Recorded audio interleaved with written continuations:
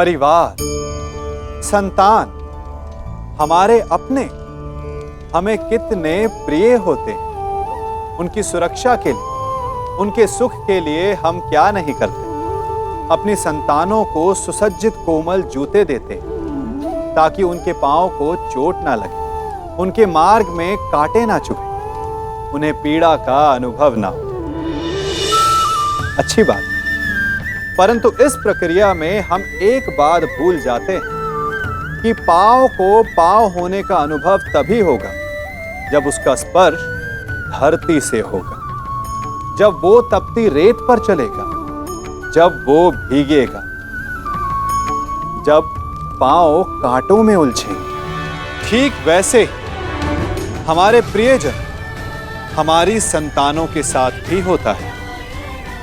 हम उन्हें जीवन का सुख तो देते हैं, परंतु उन्हें जीवन का अनुभव करना ही नहीं सिखाते। करने दीजिए उन्हें अपने जीवन की कठिनाइयों का सामना, लड़ने दीजिए उन्हें अपने मार्ग के कांटों से। यदि स्वयं सीखेंगे तो अपनी आने वाली संतानों को भी सिखा पाएंगे,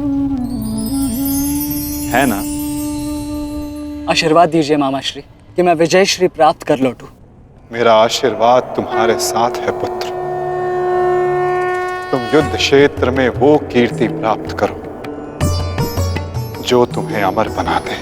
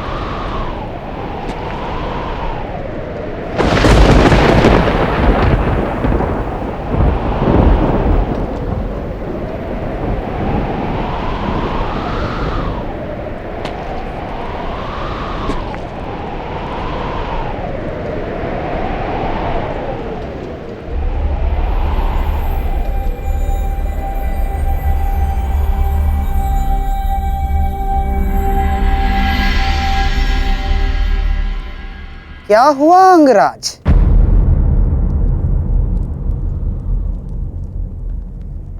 सूर्यदेव से आप ये प्रार्थना तो नहीं कर रहे हैं कि वो उदित ही ना हो?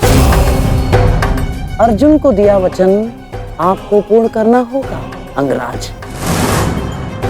सूर्यास्त का बहाना बनाकर कहीं आज भी शत्रु को जीवित छोड़ देने का मन तो नहीं बना लिया आपने?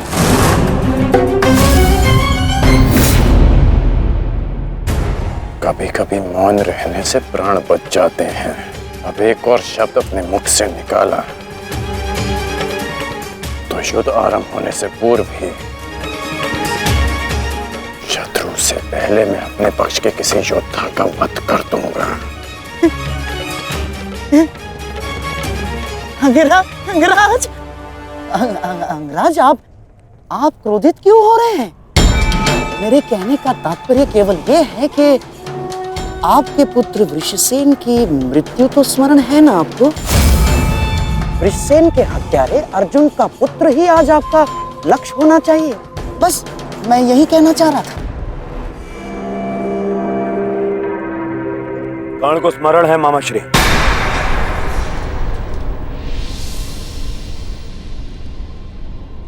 और मुझे भी।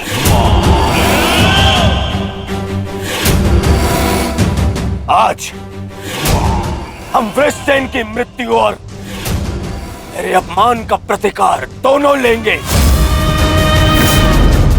मैं केवल इतना जानना चाहता हूं,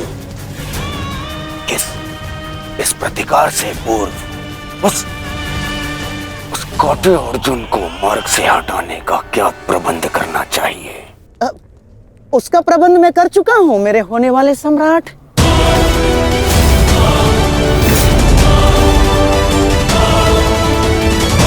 महाराज, त्रिगत नरेश सुशर्मा अवसर का लाभ उठाने के लिए एक विशाल सेना के साथ विराट पर आक्रमण करने जा रहे हैं।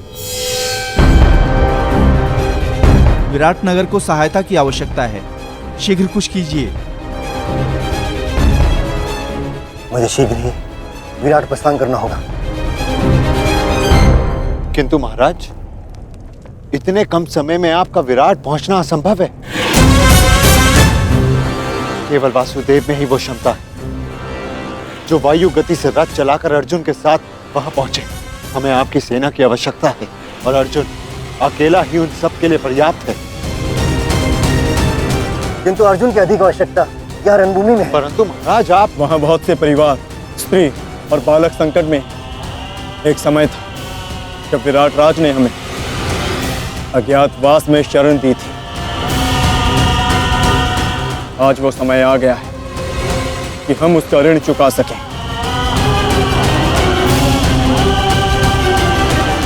और फिर अभिमन्यु भी तो यहाँ है। मुझे इस पे पूर्ण विश्वास है। और मैं आपको विश्वास दिलाता हूं पिताश्री कि युद्ध भूमि में आपकी कमी शत्रु को अनुभव नहीं होगी। जब आप सुशर्मा का नाश करेंगे तो आपके पुत्र की शौर्य की कीर्ति आपका स्वागत करेगी। चलिए माता, विराट की ओर प्रस्थान करें। जैसी रथी की इच्छा और जैसी महारथी की आकांक्षा।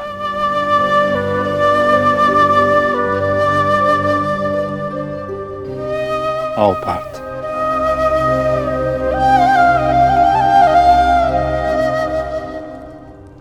बधाई हो मेरे होने वाले सम्राट। अर्जुन रणभूमि छोड़कर विराट के लिए प्रस्थान कर चुका है।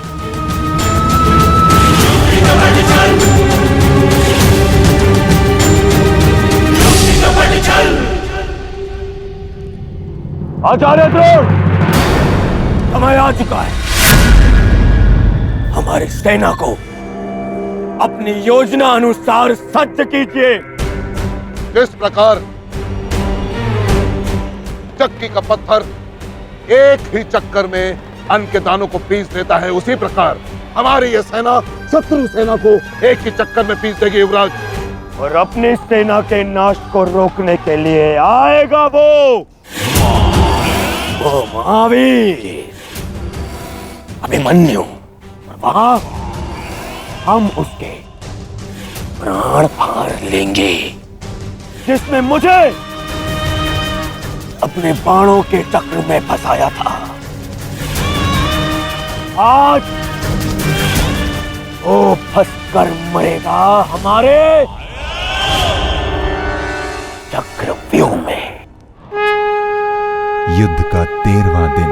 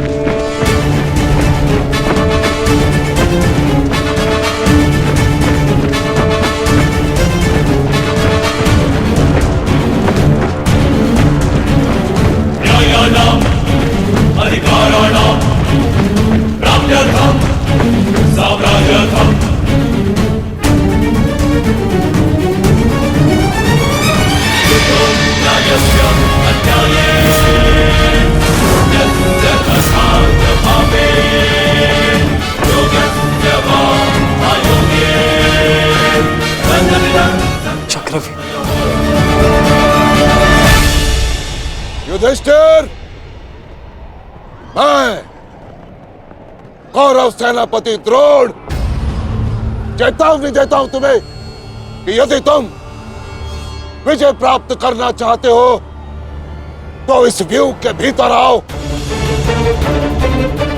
और यदि तुम इस व्यू को तोड़ने में सक्षम रहे तो हम अपनी पराजय स्वीकार कर लेंगे, और यदि नहीं तो तुम अपनी हार स्वीकार कर लेना। सुना तुमने?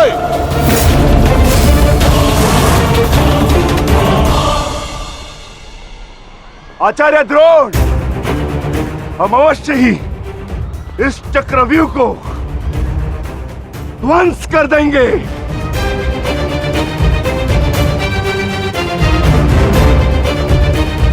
यह संभव है। चक्रव्यूह युद्ध का सबसे कठिन और सबसे विनाशकारी व्यूह है। इसका हल केवल अर्जुन के पास है। यह आचार्य द्रोण की योजना थी, इसीलिए अर्जुन को युद्ध भूमि से दूर किया गया।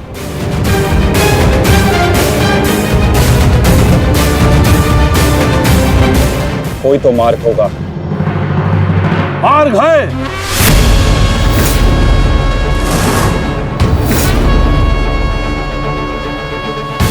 मैंने भी उसी आचार्य भारद्वाज से चक्रव्यूह भेदन सीखा है। जिस आचार्य भारद्वाज से उस द्रोण ने चक्रव्यूह की रचना सीखी।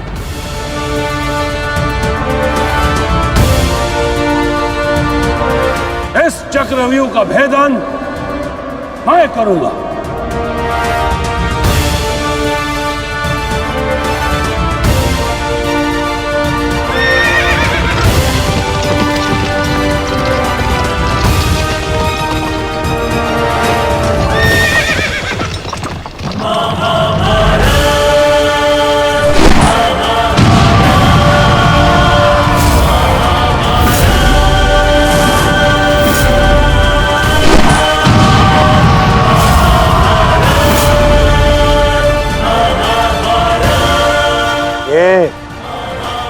क्या है आचार्य? पांचाल नरेश द्रुपद तो इस व्यू को तिनके की तरह तोड़ते हुए आगे बढ़ रहे हैं। भूल गया वीरराज कि मैंने और इसी द्रुपद ने मेरे पिताश्री के आश्रम में इस चक्रव्यूह का अभ्यास किया था। तो अपने मित्र को रोकने के लिए कोई अस्त्र, कोई शस्त्र है आपके पास? अब तो केवल एक ही अस्त्र है और एक ही शस्त्र दुर्योधन। जयद्रथ!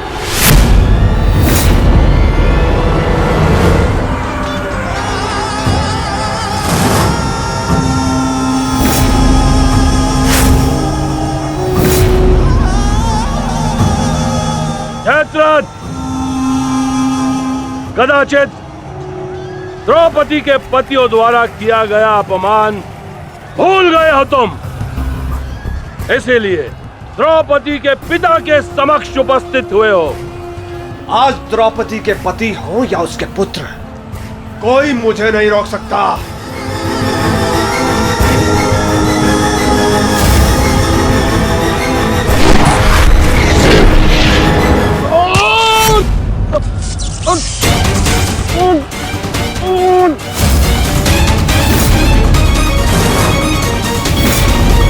आगे बढ़ो पांडवों, अन्यथा अपनी सेना का विनाश देखो।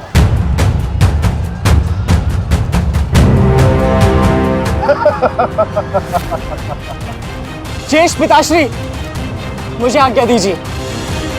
मुझे चक्रव्यूह के भीतर प्रवेश करने का मार्ग ज्ञात है। मैंने पिताश्री से सुना था कि ये मैं कर सकता हूं। नहीं अभिमन्यु, मैं तुम्हें इसकी अनुमति नहीं दे सकता। धर्मराज ठीक कह रहे हैं। आचार्य ने कुछ सोच समझकर ही इस व्यू की रचना की है। अब इसे शक्ति का सम्मिलित प्रहार ही तोड़ सकता है। मैं और भीम मिलकर प्रहार करेंगे।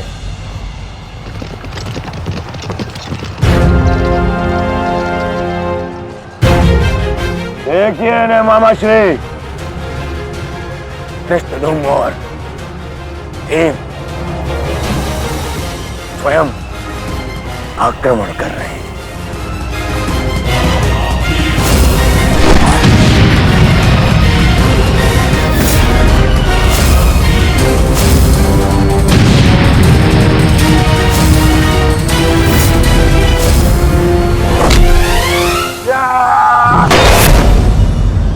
आज इनके हर एक प्रहार का उत्तर है जयद्रथ।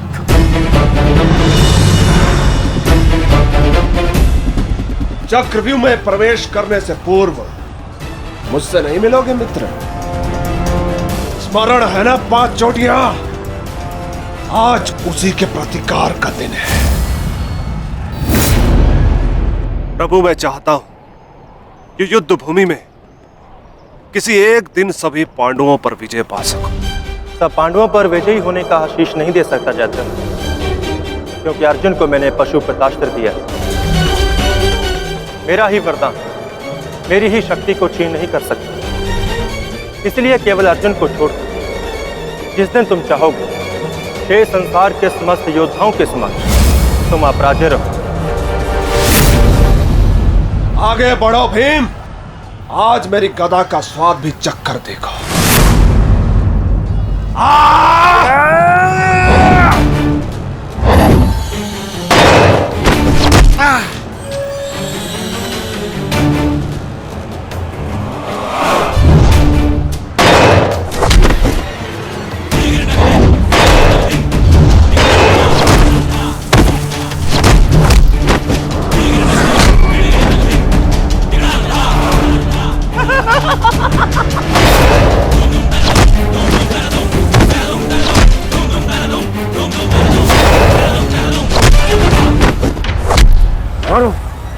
मारो से।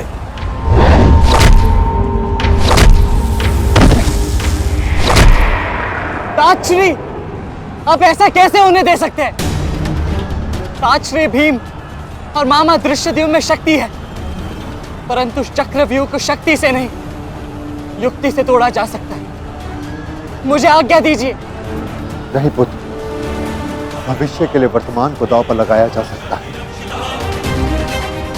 परंतु वर्तमान के भविष्य को खोया नहीं जा सकता।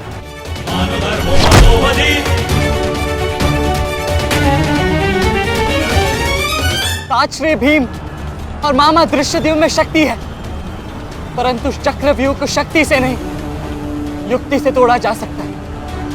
मुझे आज्ञा दीजिए।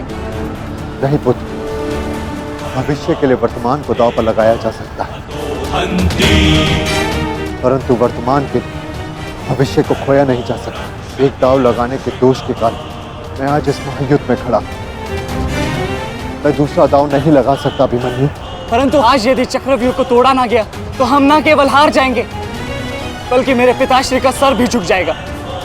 आपने वो दांव लगाकर सर झुकाया था और मैं ये दांव खेलूंगा अपने पिताश्री का सर ऊंचा रखने के लिए।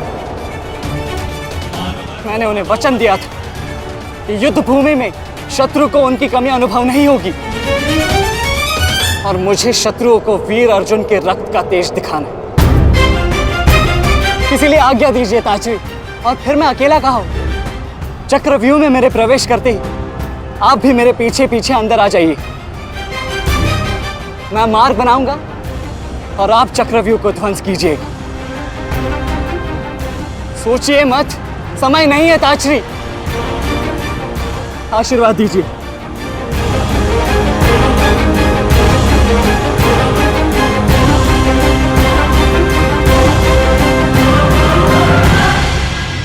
ठीक है पुत्र, किंतु सतर्क रहना। हम तुम्हारे पीछे ही रहेंगे। आगे बढ़ो।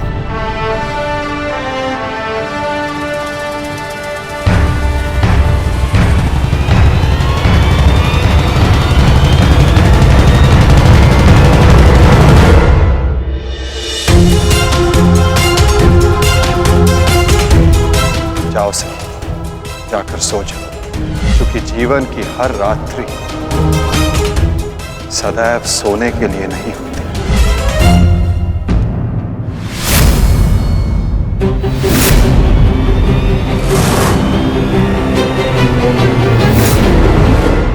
मेरी सुरक्षा के लिए माता यज्ञसेनी का आशीर्वाद है मेरे साथ, और जब तक ये मेरे साथ है मुझे कुछ नहीं हो सकता।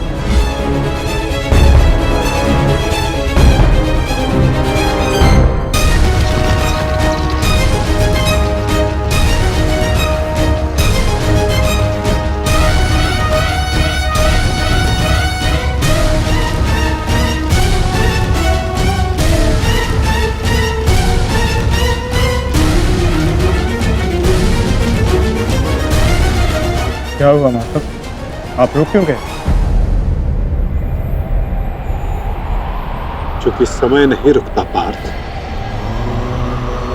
परंतु मानव को 2 पल रुकने का अधिकार है।